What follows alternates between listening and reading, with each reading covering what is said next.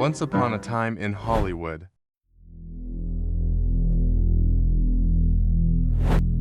Where fame once shined, and shadows still whisper. Where fame meets fate. Welcome to Back of the Day. Subscribe for more hidden stories. He was once the brightest child star in the world, a boy whose smile could light up a room, whose innocence defined an entire generation.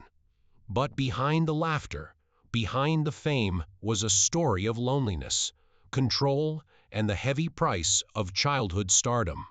This is the forgotten story of Macaulay Culkin, the boy who made the world laugh. It's 1990. A new Christmas movie called Home Alone hits theaters, and suddenly, the world can't stop talking about one name, Macaulay Culkin. He wasn't just acting, he was magic. The film became a cultural phenomenon, earning over $476 million worldwide. And at only 10 years old, Macaulay became the most famous child actor on earth. But while fans saw the adorable boy left behind at Christmas, no one noticed that Macaulay himself was being left behind in real life. Behind the curtain, a difficult home before fame, Macaulay was just a boy growing up in a cramped New York City apartment with 6 siblings. His parents, Kit Culkin and Patricia Brentrup, struggled to make ends meet. His father, a former Broadway actor, was known to be controlling, and soon that control would take over his son's entire life. When Home Alone became a hit, Kit saw an opportunity. He started managing Macaulay's career personally, turning his young son into a money-making machine. More movies followed: My Girl, The Good Son, Richie Rich, each one more demanding than the last. Hollywood adored Macaulay, but at home, it was chaos. His parents' relationship was falling apart, and Kit's temper became a constant storm. For a child who only wanted to act, the pressure was unbearable. Imagine being 12 years old and carrying an entire studio on your shoulders. The schedules were brutal. Interviews, premieres, rehearsals. He was too young to even sign his own contracts. And while millions of children wanted to be Macaulay, he quietly wanted to be normal. He later admitted in interviews that he barely had a childhood. He once said, "I was tired. I was done. I wanted a break."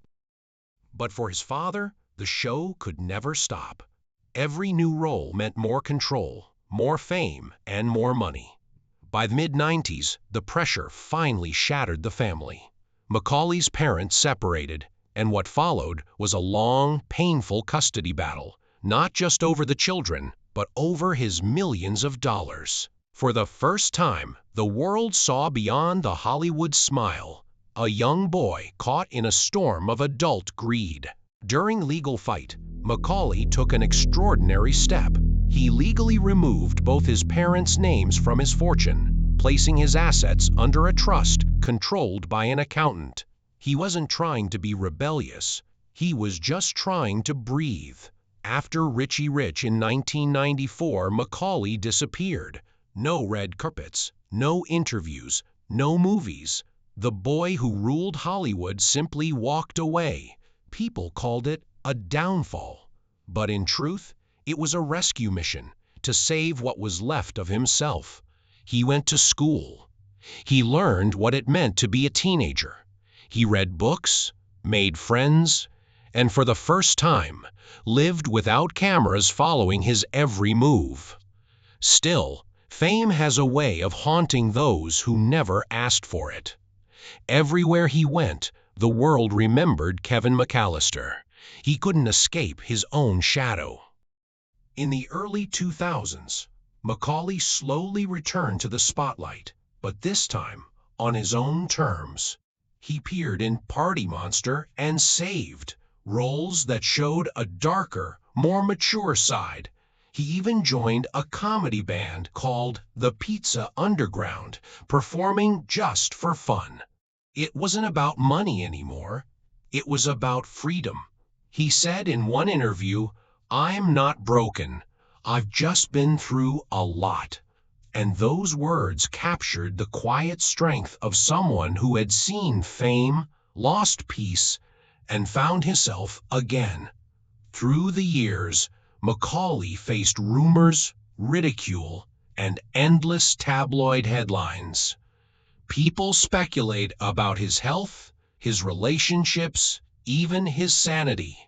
But behind the noise, he was simply learning to live, to love, and to forgive. In recent years, he found happiness with actress Brenda Song. Together, they welcomed a son, a moment that, for Macaulay, symbolized healing. He named his child Dakota after his late sister who died tragically in 2008. For a man once robbed of childhood, fatherhood became his redemption. Today, Macaulay Culkin lives quietly, far from the spotlight that once burned too bright. He chooses his projects carefully, appears occasionally at events, and speaks openly about the dangers of fame. He doesn't seek to reclaim his old crown. He's already found something more valuable, peace. And maybe that's the real lesson behind his story. But the spirit of a boy who made the world smile, that never disappears. He was never truly forgotten. He just chose to live where the cameras couldn't find him. And in that silence, Macaulay Culkin finally found himself again.